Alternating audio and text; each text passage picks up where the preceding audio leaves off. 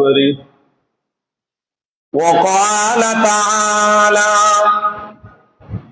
إنما المؤمنون الذين إذا ذكر الله وجلت قلوبهم وإذا تليت عليهم آيات في شان حبيبه ومحبوبه مخبرا وآمرا إن الله وملائكته يصلون على النبي يا أيها الذين آمنوا صلوا عليه وسلموا تسليما اللهم صل مرحبا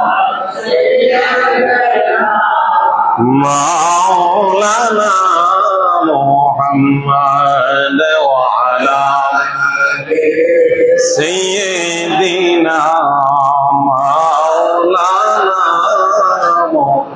محمد اللهم صل على سيدنا محمد وعلى آل سيدنا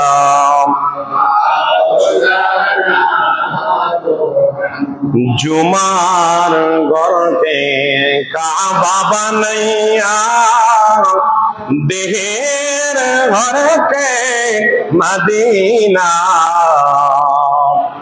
जयनामाजे বসে বসে দেখব সোনার মদিনা আল্লাহুম্মা সাল্লি মারহাবা মাওলানা মুহাম্মদ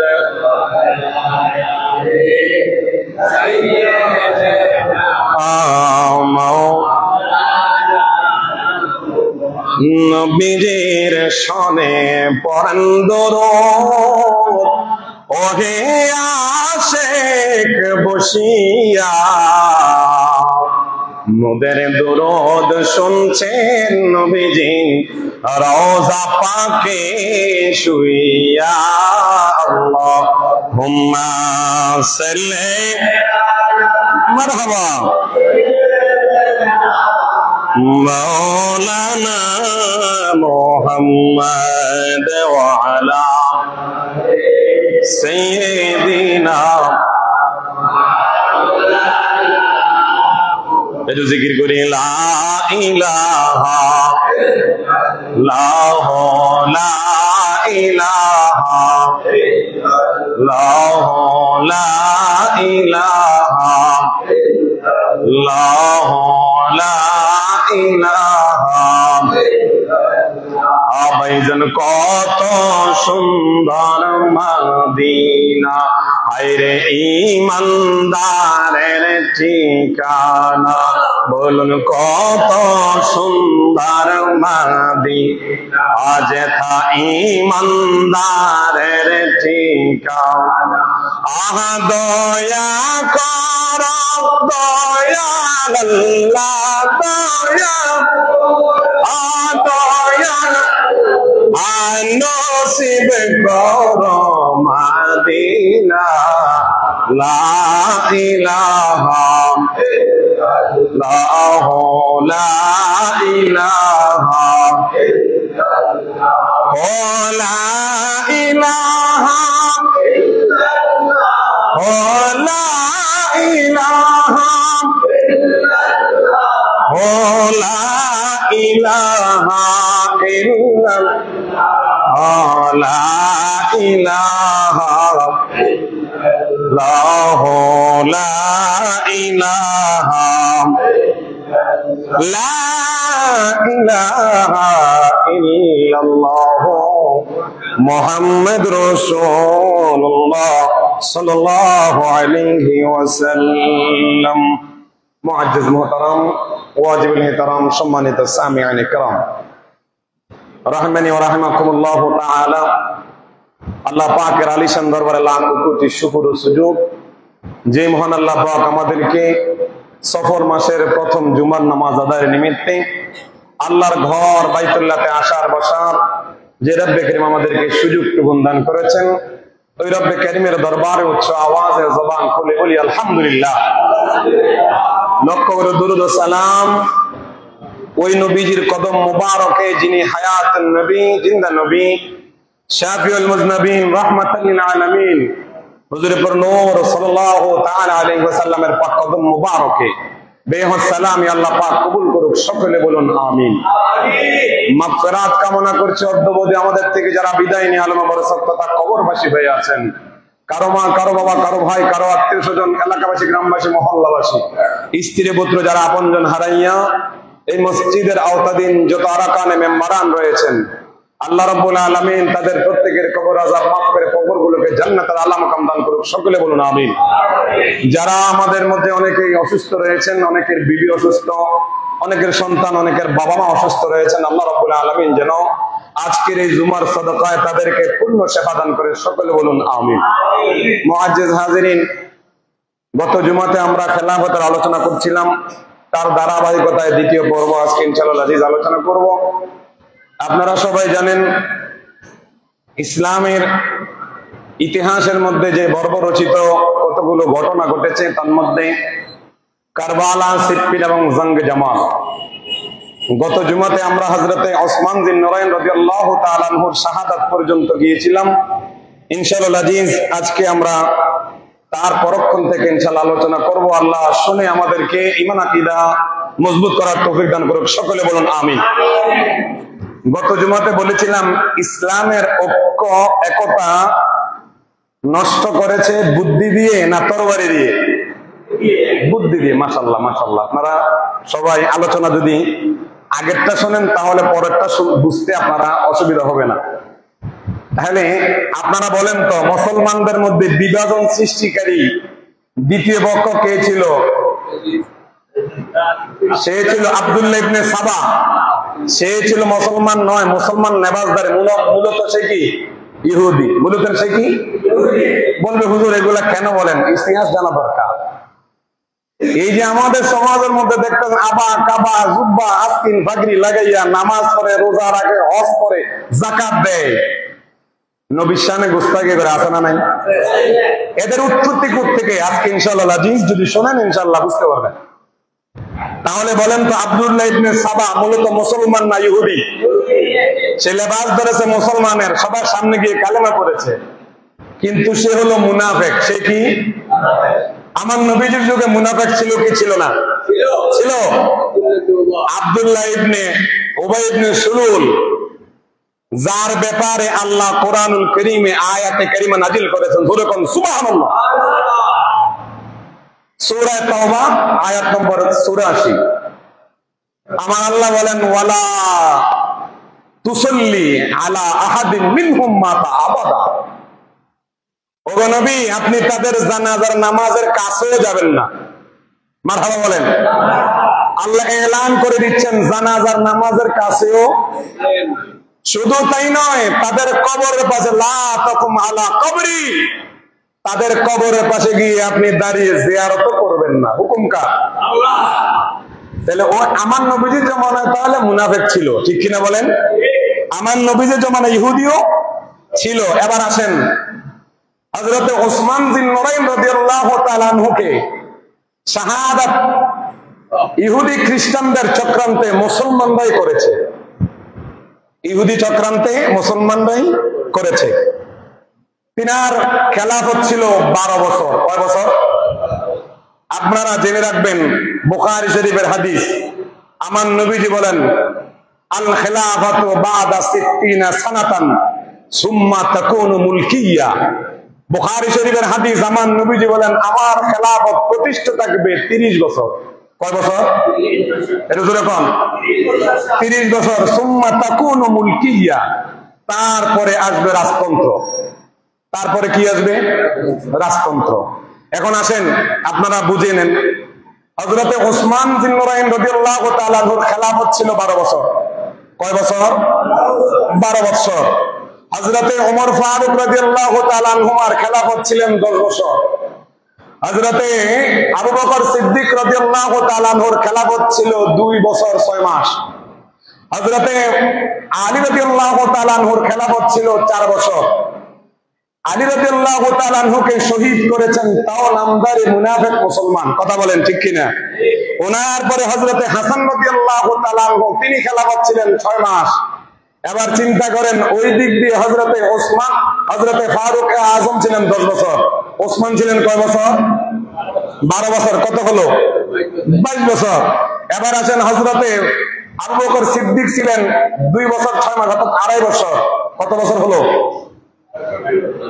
24.5। এবার আসেন হযরতে মাওলা আলী শের খোদা ছিলেন 4 বছর 4 বছর। কত হলো? 29 বছর 3 মাস 6 মাস। বরাবর হযরতে হাসান রাদিয়াল্লাহু তাআলা ছিলেন 6 মাস। এই হলো 30 বছর।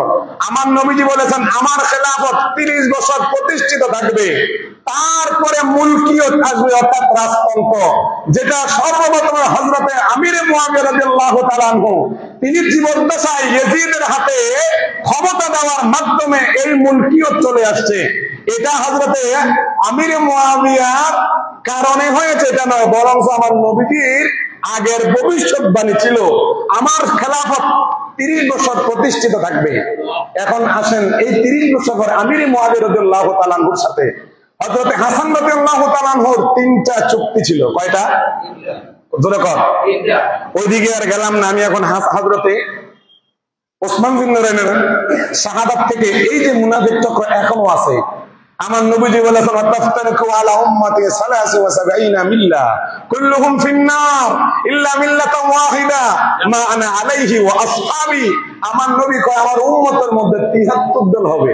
কয় দল? 73 দল। জোরে কর। 72 দল জাহান্নামী, 1 দল জান্নাতি। আমার নবীজিকে জিজ্ঞাসা করলো মা আনা ইয়া রাসূলুল্লাহ মান হিয়া, তারা কারা? আমার নবী কয় মা আনা আলা আসহাবি, যারা আমাকে মানতেছে, আমার সাহাবীদের অনুসরণ করতেছে। মোল্লা আলী কারি রাহমাতুল্লাহ আলাইহি তিনি মিরকাতুল মাসাবি কিতাবের মধ্যে এই হাদিসটা নকল করে তিনি নিজে লিখে দিয়েছেন হিয়া আহলুস সুন্নাত ওয়াল জামাত, তথা সুন্নি জামাত। বলুন সুবহানাল্লাহ। একটা দল নাজাত প্রাপ্ত, সেটা হলো আহলে সুন্নাত ওয়াল জামাত। মানে কোনো কথা নয়, আপনারা নোট করে নিয়ে যান। এবার আসেন হযরত ওসমান রাদিয়াল্লাহু তাআলা আনহুকে শাহাদাত করবেন কিভাবে?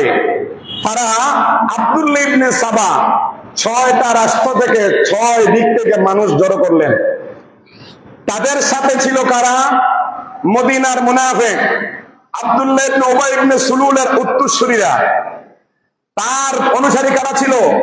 মক্কার ইহুদিরা। তার অনুসারী কারা ছিল? বসরার মুনাফিকরা। এইভাবে 6টা রাষ্ট্রের মুনাফিকদেরকে একত্রিত করে তার একটা গোত্র তৈরি করেছে। ওইটার নাম দিয়েছে সাবাই গোত্র। কি গোত্র? বুঝে থাকলে বলুন, সে একা না আরো কয়েক গোত্র মিলে? কয়েক গোত্র মিলে সে একটা দল বাড়ি করলো। কি করলো? হযরতে ওসমান রাদিয়াল্লাহু তাআলা আনহুর শাসনামলের মাধ্যমে তিনি বলতেছেন যখন 6 বছর চলে গেল, 6 বছর পরে এক এক ফিতনা শুরু হয়ে গেল। হযরত ওসমান রাদিয়াল্লাহু তাআলা আনহু তিনি আত্মীয়দেরকে বিভিন্ন জায়গায় বসাইয়া তিনি আত্মীয়তার বন্ধন আবদ্ধ করতেছেন, অর্থাৎ তিনি পূর্ণাঙ্গ ইসলাম প্রতিষ্ঠা করার জন্য তিনি যোগ্য নয়। জোরে কোন নাউজুবিল্লাহ। অথচ হযরত ওসমান রাদিয়াল্লাহু তাআলা আনহুর হাতের মধ্যেই আমরা যে আজকে 30 পারা কোরআন পাচ্ছি, হযরত ওসমান রাদিয়াল্লাহু তাআলা আনহু এই 30 পারা কোরআনকে একত্রিত করেছেন না। আজকের জুমার দ্বিতীয় যেই নামাজের আযান হয়, আমাদের সামনে যে আযান হয়, এটাও হযরত ওসমান রাদিয়াল্লাহু তাআলা আনহু তিনি প্রচার করেছেন।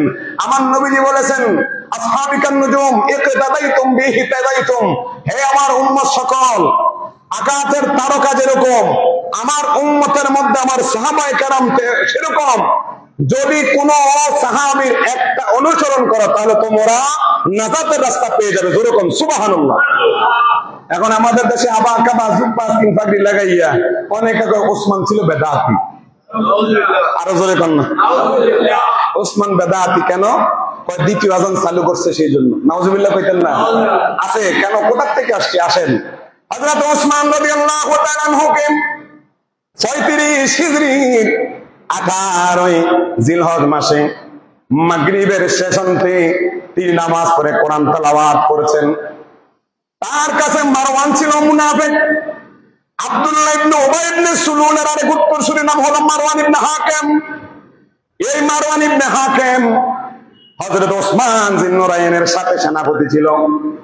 এখন ওসমান জিন্নুরাইনের সাথে সেনাপতি যে কাছের লোক ছিল মারওয়ান ইবনে হাকিম।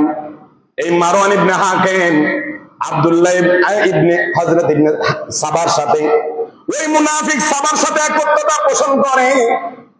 সে যখন সবকিছুর মূলে আব্দুল্লাহ ইবনে সাবা এবং এই মারওয়ান ইবনে হাকিম হযরত ওসমান রাদিয়াল্লাহু তাআলা কিভাবে কতল করা যায় এটার সব অঙ্কন করলো কিভাবে। হযরত ওসমানের কাছে একটা আপত্তিকর বিষয় উত্থাপন করেছে। আপনি মিশরের মধ্যে আমর ইবনে সাদকে দিয়েছেন, আমরা তাকে মানি না। আমরা চাই হযরত আবু বকর সিদ্দিক রাদিয়াল্লাহু তাআলা আনহুর সন্তান হযরতে আব্দুল্লাহ ইবনে আবু বকর তিনি ওই জায়গার খেলাফত ওই জায়গার প্রতিনিধিত্ব করবেন। ওই জায়গার গভর্নর যদি দেন তাহলে আমরা আপনার খেলাফত মেনে নেব। হযরত ওসমান জিন্নুরাইন তিনি চিঠি লিখলেন মিশরের ওই গভর্নরের কাছে, যাও যাও, যদি আমি তোমাদের কথা অনুযায়ী হযরতে আব্দুল্লাহ ইবনে আবু বকরকে যদি খেলাফত আমি যদি গভর্নর করি তাহলে তোমরা মীমাংসিত হয়ে যাবে, আর কোনো ফাসাদ করবে না। আমি চাই না কোনো ফাসাদ হতে। কয় হ্যাঁ। এখন হযরতে ওসমান রাদিয়াল্লাহু তাআলা ওই সাদ রাদিয়াল্লাহু তাআলা জায়গার মধ্যে হযরতে আবু বকর রাদিয়াল্লাহু তাআলা সন্তানকে বসাবেন। এখন তিনি লিখছেন যে ওখান থেকে ওনাকে সরানো হোক, তাকে বসানো হোক। মারওয়ান ইবনে হাকিম কি করলেন, এখানে ফাকতুল লিখে দিলেন। এই ফাকতুলের জায়গায় কতল করা হোক। কাকে? হযরতে আবু বকর সিদ্দিকের সন্তানকে। নাউজুবিল্লাহ বলেন। সিল তো মেরে দিলেন একটা দূতকে পাঠাইয়া, যাও তুমি মিশরের যারা আছে সাবাই গোত্রের সাথে যারা মিশরের লোক ছিল তাদেরকে নিয়ে মিশরে চলে যাও, ওখানে গিয়ে আমার চিঠিটা দিও। এখন পথের মধ্যে আব্দুল্লাহ ইবনে সাবা বলতেছে কই যাচ্ছেন? কয় আমি দূত হিসেবে মিশরে যাচ্ছি। কয় দেখি। এখন দেখে কইতেছে মিশরের লোকেরা কইতেছে কয় তোমরা কি ব্যাপারে যাইতেছো? কয় আমরা যে সিদ্ধান্ত নিয়েছি হযরত ওসমান রাদিয়াল্লাহু তাআলা আনহু সেই সিদ্ধান্ত গৃহীত হয়েছে। এখন আমরা ওনার প্রস্তাব আমাদেরটা মেনে নিয়েছে, আমরাও ওনার প্রস্তাবটা গ্রহণ করে এখন আনন্দ উৎফুল্লের সাথে আমরা চলে যাচ্ছি মিশরে। এখন এই যে ইবনে সাবা কইতেছে আহারে তোমরা তো দেখো নাই, দেখো লেখা আছে তোমাদের যাকে সাথে নিয়ে যাচ্ছ এই হযরতে আবু বকর ইবনে আব্দুর রহমান আবু বকরকে কতল করার জন্য এই জায়গার মধ্যে লিখে দিছে জন সাদ, ওখানে গেলে তোমরা সহ সবাইকে কতল করে করে নাউজুবিল্লাহ। যখন হযরতে আবু বকর সিদ্দিক রাদিয়াল্লাহু তাআলা আনহুর সন্তানের হাতের মধ্যে এটা পড়লো তখন ক্ষিপ্ত হয়ে গেল। কি ব্যাপার? আমাকে গভর্নর করে তিনি পাঠাচ্ছেন, উল্টো আবার দূত হিসেবে আরেকজনকে বলতেছেন যে না আমাকে সহ যারা আমার অনুসারী আছে তাদেরকে কতল করতে। উনি আর মিশরে যায় নাই, মদিনাতে আসছে। আসার পরে মদিনার মসজিদের মধ্যে ওই সাবাইদেরকে নিয়ে বিদ্রোহ করলো যে ওসমান রাদিয়াল্লাহু তাআলা আনহু তিনি আমাকে কতল করার জন্য তিনি দূত পাঠাইলেন। এখন হযরতে মাওলা আলী শের খোদা বলতেছেন যে চিঠিটা দেখি। হযরতে মাওলা আলী শের খোদা চিঠি দিয়ে বলতেছেন এটা তো মোহর হযরত ওমর হযরত ওসমানের। এখন তিনি চলে গেলেন হযরত ওসমানের কাছে। এই দুধ আপনার? কয় হ্যাঁ। এই যে ঘোড়া দিয়েছেন সেটা আপনার? হ্যাঁ। এই লেখাটাকে আপনার? বলে হ্যাঁ লেখা আমার, কিন্তু আমি তো বলি নাই তাকে কতল করতে। এখন হযরতে মাওলা আলী শের খোদা বিচক্ষণ মানুষ, তিনি বুঝলেন যে নিশ্চয়ই হযরতে ওসমান রাদিয়াল্লাহু তাআলা আনহুকে বিপদে ফেলানোর জন্য ওই মুনাফিক মার্কা সাবাইরা এই ষড়যন্ত্র করেছে। এখন তারা মদিনা থেকে, বসরা থেকে, কুফা থেকে জড়ো হতে হতে হতে হতে হযরত ওসমান রাদিয়াল্লাহু তাআলা আনহু পুরো বাড়িটা ঘেরাও দিয়ে ফেলেছে। একদিন দুই দিন নয় 22 দিন তিনাকে ঘেরাও দিয়ে হযরতে আবু বকর সিদ্দিক রাদিয়াল্লাহু তাআলা আনহুর সন্তান আব্দুল্লাহ ইবনে আবু বকর বলতেছে যে এটা আমাকে কতল করার জন্য বলেছে, তাহলে আমি গিয়ে ওনাকে জিজ্ঞাসা করবো যে কেন উনি আমাকে কতল করার জন্য হুকুমটা দিলেন। তিনি দেখলেন যে রাস্তার মধ্যে অর্থাৎ ওনার দরজার মধ্যে হযরতে মাওলা আলী শের খোদা দুই সন্তান হযরতে হাসান এবং হুসাইন রাদিয়াল্লাহু তাআলা আনহুকে ওনাদেরকে দাঁড়া করাইলেন যে ভিতরে যেন কেউ যেতে না পারে। কথা বুঝতেছেন? গেটের মধ্যে বসাই দিছে। এখন এই আবু বকর সিদ্দিক রাদিয়াল্লাহু তাআলার সন্তান দুইজন, আবু বকর সিদ্দিক রাদিয়াল্লাহু তাআলার সন্তানের সাথে দুইজনকে দিছে, মারওয়ান ইবনে হাকাম একজন, আরেকজন দিছে আব্দুল্লাহ ইবনে সাবা। তারা বলছে দেখো ওখানে গিয়ে হয়তো হযরত আবু বকর সিদ্দিকের সন্তান হয়তো তিনাকে কতল করবেন না, যখন দেখবেন সে পিছনে হেঁটে গেছে তোমরা তাকে হত্যা করবে। যেরকম নাউজুবিল্লাহ। আব্দুল্লাহ ইবনে সাবার লোক ভিতর থেকে বাহির অন্য দরজা দিয়ে ঢুকে এসে হযরতে ওসমান রাদিয়াল্লাহু তাআলা আনহু কোরআন তেলাওয়াত করছেন। পিছন দিক দিয়ে যখন হযরতে আবু বকর সিদ্দিক রাদিয়াল্লাহু তাআলা আনহুর সন্তান আব্দুল্লাহ ইবনে আবু বকর হযরত ওসমান রাদিয়াল্লাহু তাআলা দাড়িতে ধরেছে, যখন দাড়িতে ধরলো ওসমান বলতেছে হায় রে আফসোস, এই যে অবস্থা তুমি আমার দাড়িতে ধরেছ, যদি তোমার বাবা বেঁচে থাকতো তাহলে কি অবস্থা হতো। আমি আফসোস করি তুমি একজন সাহাবীর সন্তান হয়ে, তুমি একজন আমিরুল মুমিনিনের খলিফার সন্তান হয়ে তুমি আমার কথাকে বিশ্বাস না করে তুমি আমার দাড়িতে ধরেছো। যখন এই কথাটা ওসমান রাদিয়াল্লাহু তাআলা বলছে তখন আব্দুল্লাহ ইবনে আবু বকর তিনি পিছনে চলে গেছেন। এখন পিছনে যখন চলে গেছেন সাবাইর দুই লোক এসে হযরত ওসমান রাদিয়াল্লাহু তাআলা আনহুর গর্দানের মধ্যে একটা কোপ মেরে তিনার গর্দান থেকে মাথাটা আলাদা করে ফেলেছে। যেরকম নাউজুবিল্লাহ। এ হাজিরিন নবীর মনোযোগ, ভিতরের মধ্যে হযরতে আবু বকরের সন্তান আব্দুল্লাহ ইবনে আবু বকর তিনি চলে আসলেন। হঠাৎ করে কখন আসলো ভিতরে হযরত ওসমান রাদিয়াল্লাহু তাআলা আনহুকে হত্যা করেছে। না না না, হযরত ওসমান রাদিয়াল্লাহু তাআলা আনহু তাদের তরবারির আঘাত ফিরাতে গিয়ে এইভাবে ডান হাত যখন দিবেন, ডান হাতের কবজি যখন পড়ে গেছে, হযরত ওসমান রাদিয়াল্লাহু তাআলার স্ত্রী নাইলা রাদিয়াল্লাহু তাআলা আনহা তিনি ওখানে অবস্থান করছেন। স্বামীকে যখন আঘাত করতেছেন তিনি আর সহ্য করতে পারলেন না, তিনি এসে তাদের এই আঘাতটাকে যখন তিনি ফিরাবেন, এমন সময় নাইলা রাদিয়াল্লাহু তাআলা আনহা তিনার হাতের কবজি পড়ে গেছে। কবজি যখন পড়ে গেল এই দিক দিয়ে তিনি হাউমাউ করে চিৎকার করে আসমানের ওই তিনি ছাদের মধ্যে উঠলেন। ছাদের মধ্যে উঠা সবাইকে বলতেছেন আমিরুল মুমিনিনকে হত্যা করা হয়েছে। সবাই তো নিস্তব্ধ হয়ে গেলেন। আব্দুল্লাহ ইবনে আবু বকর বলে আমি তো মারি নাই। হযরতে মাওলা আলী শের কথা তখন মদিনা শরীফে ছিলেন না। আর এই সময়টা ঘটনা ঘটেছেন যখন মদিনা শরীফের মধ্যে কেউ বড় বড় আলেম ছিলেন না, বড় বড় সাহাবী ছিলেন না। মা আয়েশা রাদিয়াল্লাহু তাআলা মক্কা শরীফে হজের মধ্যে ছিলেন, পথের মধ্যে তিনি আসবেন। এমন সময় এলান হয়ে গেল হযরত ওসমান রাদিয়াল্লাহু তাআলা আনহু শাহাদাত বরণ করা হয়েছে। কিছু সংখ্যক লোক মাওলা আলী শের ওলার কাছে বললেন মাওলা আলী এই মুহূর্তে আপনি ক্ষমতার মস্তদে বসতে হবে, আপনি হবেন খলিফা। কয় না না না, বদরের সাহাবীদেরকে জিজ্ঞাসা করো, যদি বদরের সাহাবীরা বলে আমি খেলাফতে বসবো, আর যদি তারা অস্বীকার করে তাহলে আমি বসবো না। এই মুহূর্তে তিনটা দল হয়ে গেল। একদল হয়ে গেছে হযরত ওমর হযরতে ওসমান রাদিয়াল্লাহু তাআলা হত্যার বিচার চায়, আর একদল হয়ে গেছে না হযরতে মাওলা আলী শের খোদাকে মস্তদে বসাতে হবে, আর একদল হয়ে গেছে আগে খেলাফত তারপরে হচ্ছে বিচার। এখন যারা বলে আগে খেলাফত তারা ছিল মুনাফিক। তারা কি? মুনাফিকরা কইল যদি হযরত ওসমান রাদিয়াল্লাহু তাআলা আনহুর হত্যার বিচারটা তাৎক্ষণিক করে ফেলে তাহলে আমরা তো ধরা। আমরা কি ধরা? তারা চাইতেছে কয় না আগে খেলাফত প্রতিষ্ঠিত হোক। এখন হযরত ওসমান রাদিয়াল্লাহু তাআলা এর ইন্তেকালের কথা যখন মা আয়েশা রাদিয়াল্লাহু তাআলা শুনলেন, তিনিও ওই যে মদিনা শরীফেতে না এসে তিনি মক্কা থেকে রওনা দিয়েছেন মদিনায়। যখন ফতের মধ্যে শুনলেন যে হযরত ওসমান রাদিয়াল্লাহু তাআলা কে কতল করা হয়েছে, শহীদ করা হয়েছে, তিনি বলতেছেন আগে বসরা চলো। কেন? ওই বসরাতে গিয়ে আগে আমরা সিদ্ধান্ত নেব হযরত ওসমান রাদিয়াল্লাহু তাআলা হত্যার বিচার হবে, তারপরে যে খেলাফতে বসবে তার হাতে বায়াত গ্রহণ করব। এখন বসরাতে চলে গেলেন আম্মাজান। হযরতে মাওলা আলী শের কথা ছিলেন মদিনায়। তিনার কাছে দুধ আসলো যে আম্মাজান তো বসরায় যাচ্ছেন। তিনি বললেন যে ঠিক আছে, যেহেতু আম্মাজান বসরায় যাচ্ছেন এখন তো আমাদের রাহবার আম্মাজান যে সিদ্ধান্ত দিব এই সিদ্ধান্ত আমরা মেনে নেব। হযরতে মাওলা আলী শের কথা তিনি চলে গেলেন বসরায়। বসরায় গিয়ে হযরতে আম্মাজান আয়েশা রাদিয়াল্লাহু তাআলা আনহা, জুবায়ের এবং তালহা রাদিয়াল্লাহু তাআলা আনহুমা তিনারা আমার আম্মাজানের সাথে ছিলেন। আর হযরতে মাওলা আলী শের কথা তিনারা বসরার মধ্যে গিয়ে অবস্থান করলেন। মা আয়েশা বলতেছেন আপনি খেলাফত গ্রহণ করবেন, এতে কোনো আমার আপত্তি নাই, তবে হ্যাঁ সর্বপ্রথম আপনি ওসমান হত্যার বিচারটা আগে করবেন, সবাই আপনার হাতে বায়াত গ্রহণ করবে। আম্মাজান যখন এই সিদ্ধান্ত দিল, হযরতে মাওলা আলী শেরে খোদা বলতেছে ঠিক আছে, তাহলে আমি মদিনা শরীফে গিয়ে সর্বপ্রথম ওসমান হত্যার বিচার করব। এখন ওসমান হত্যার বিচার করতে গেলে সাবাইরা কি ধরা খেয়ে যায়।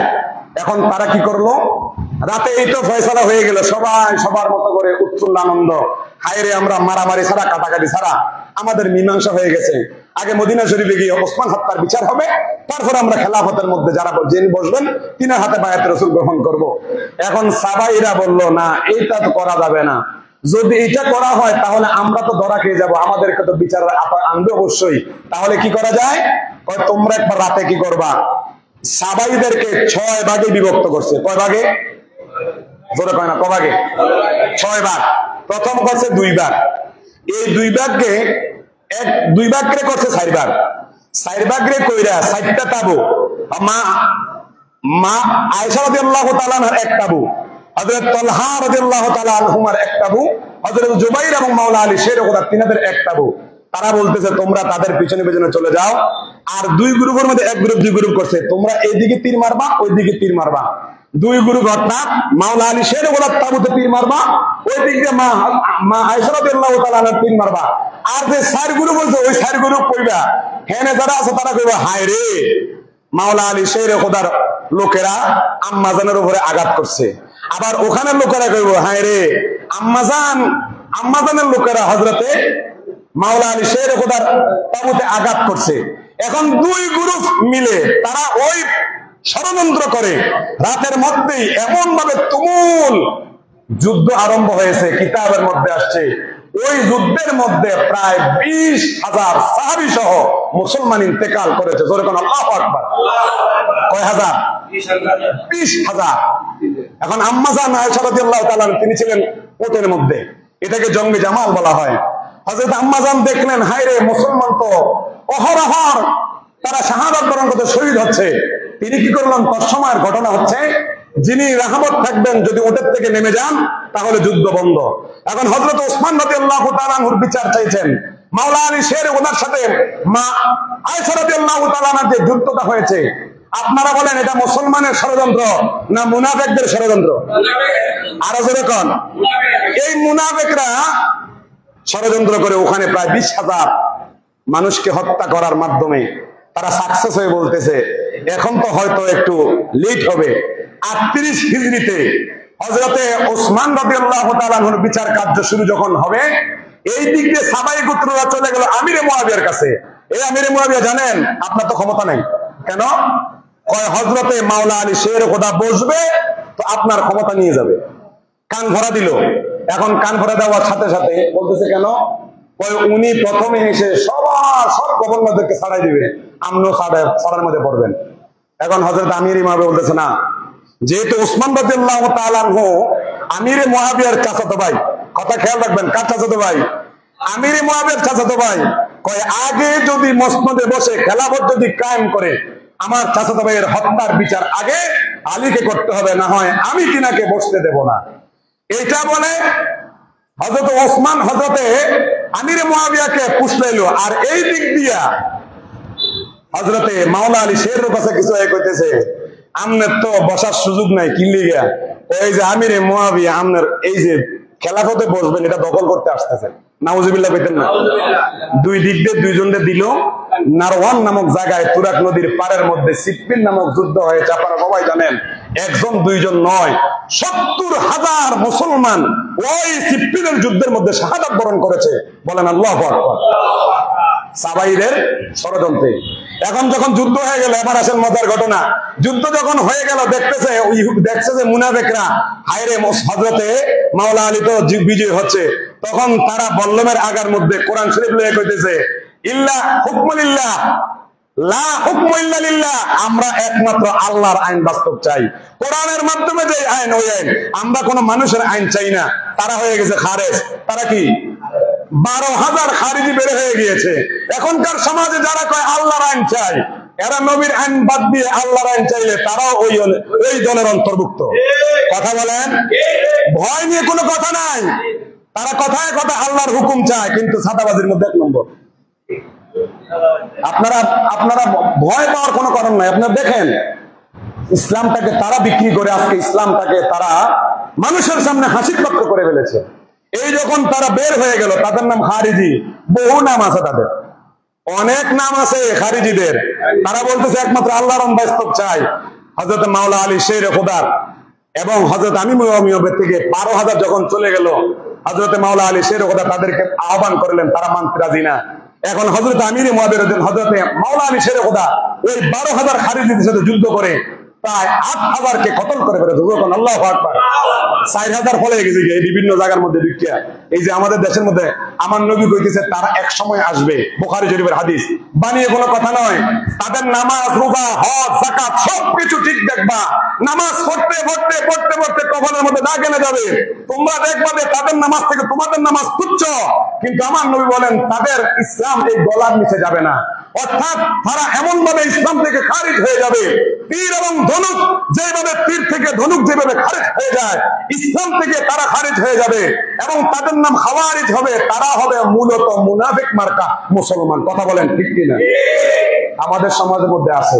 তো আল্লাহ রাব্বুল আলামিন এই যে মুনাফিকি চক্র এখনো আছে, ইসলামের মধ্যে বিভিন্ন ভাবে আমাদেরকে হেনস্থা করছে, আমাদের ঈমান আকীদা নিয়ে আমাদেরকে বিভিন্ন রকমের তুহমত দিচ্ছে, বেদাতের ফতোয়া দেওয়া হচ্ছে। কথা কন? তো ইনশাআল্লাহ আজিজ, মুনাফিক কারা, মুমিন কারা, আল্লাহ কোরআনের মধ্যে বলে দিয়েছেন।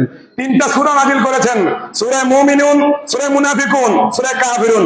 আল্লাহ জানেন মুনাফিক হবে, মুমিনও হবে, কাফিরও হবে। এইভাবে আল্লাহ কোরআন কারীমের মধ্যে আয়াত নাযিল করেছেন, সূরা নাযিল করেছেন। ইনশাআল্লাহ আজিজ, ধারাবাহিক আলোচনায় মুনাফিক কারা, মুমিন কারা, তাদের দৃষ্টান্তকে ইনশাআল্লাহ আজিজ আমরা অবশ্যই আলোচনার মাধ্যমে আপনাদেরকে শোনাবো। ওমা তৌফিক ইল্লা বিল্লাহ। আসসালামু আলাইকুম ওয়া রাহমাতুল্লাহি ওয়া বারাকাতুহু। আনন্দপুর নিবাসী বকুল মিয়ার মেয়ে গত রাত 8 ঘটিকা ইন্তেকাল করেছেন। ইন্না লিল্লাহি ওয়া ইন্না ইলাইহি রাজিউন। আজকে 3:30টায়